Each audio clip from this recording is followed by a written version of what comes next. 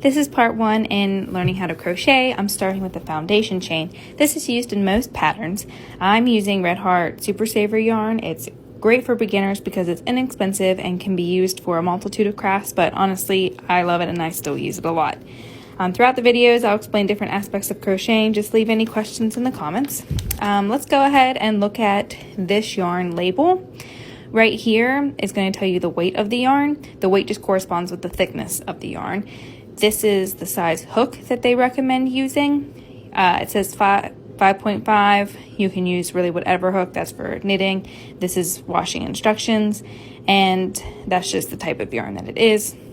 Over here is where the color of it is.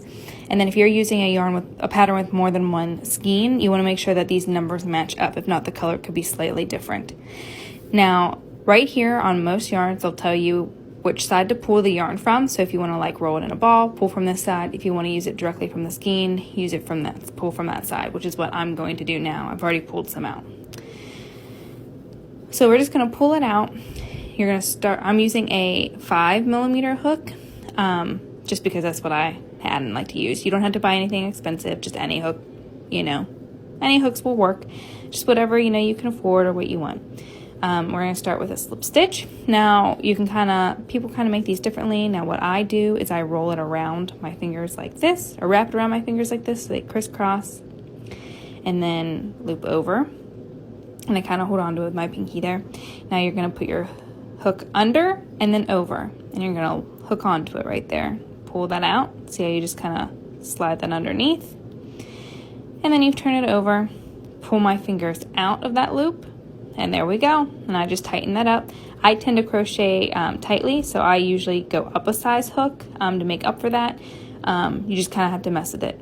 Now I wrap the yarn around my last two fingers just to kind of hold some tension there. Now you're going to yarn over, which is putting the yarn over top of the needle, the hook like this. And then you pull through that loop that's on your hook.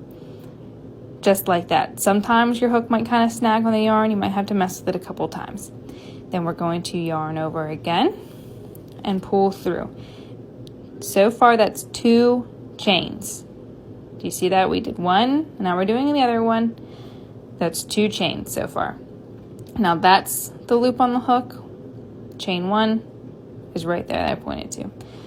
We're going to go ahead and do a couple more of these chains,